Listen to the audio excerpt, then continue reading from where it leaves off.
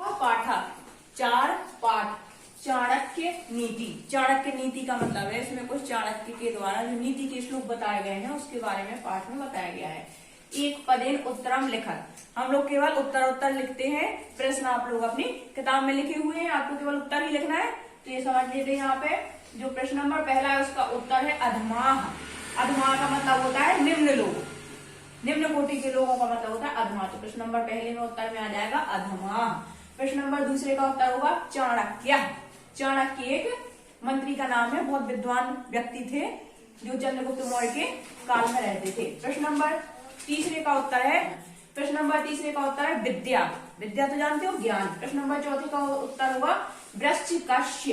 मतलब होता है बिच्छू, और आधा श्रावण या लगा है तो वृश्चिकस्य बिच्छू के।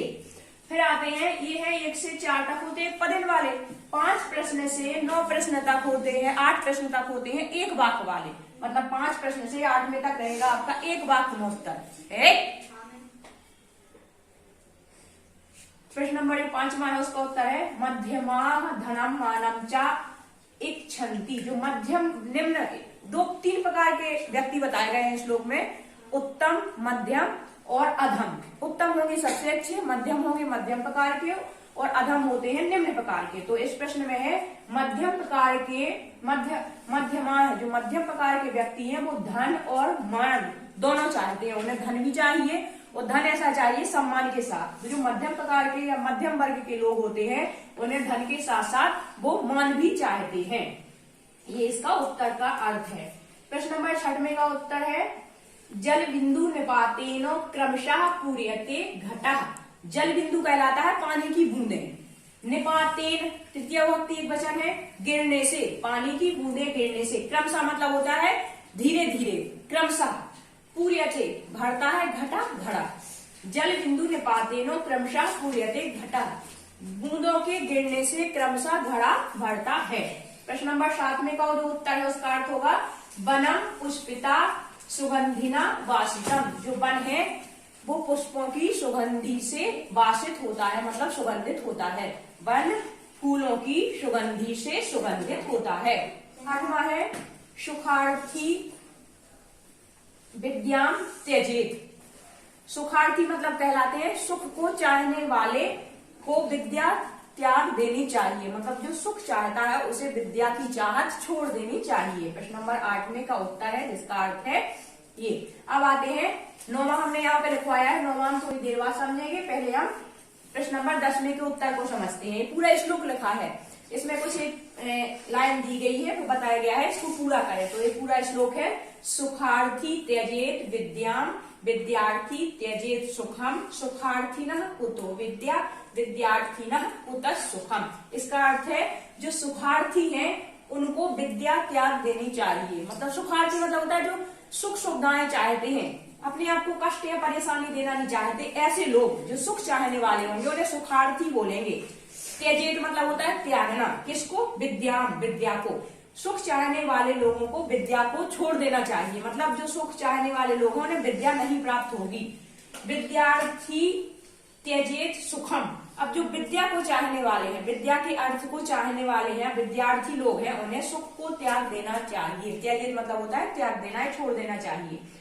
सुखार्थी ना कुतो विद्या। जो सुख चाहने वाले हैं उन्हें विद्या कहाँ है, मतलब उन्हें विद्या नहीं प्राप्त हो सकती हो। जो विद्यार्थी ना कुतः सुखम, जो विद्यार्थी उन्हें सुख को अधमाः चाणक्यः विद्या वृश्चिकस्य मध्यमाः धनम मानम च इच्छन्ति।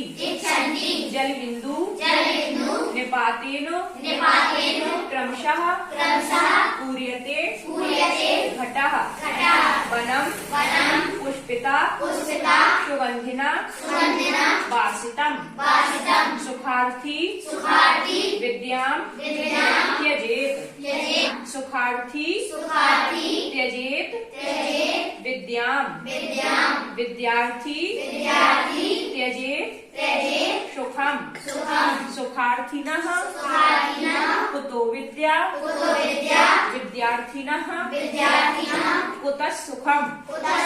ठीक है, अब आ जाते हैं बोलो प्रश्न नंबर 9 पे।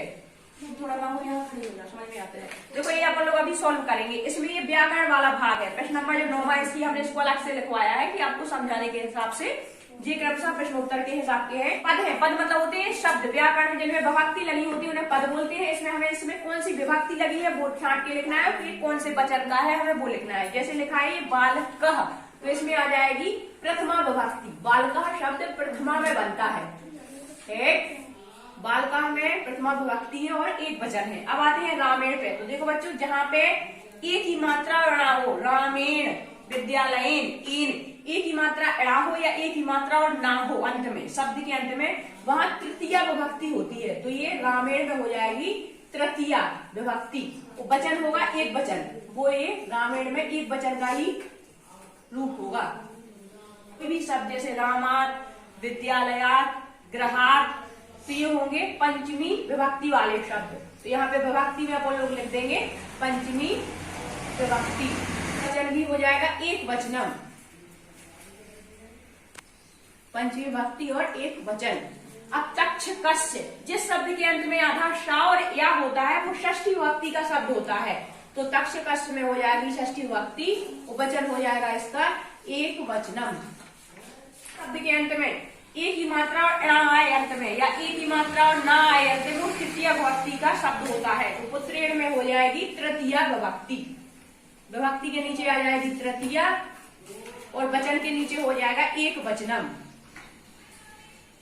एक वचनम का मतलब है ये सभी शब्द एक वचन के लिए प्रयोग होंगे। मतलब ये एक व्यक्ति का, जैसे है बालका, बालक, रामेण, राम के द्वारा, विद्यालय, विद्यालय से, फिर तक्षकस्य, बिच्छू का, पुत्रेण, पुत्र के द्वारा या पुत्र से।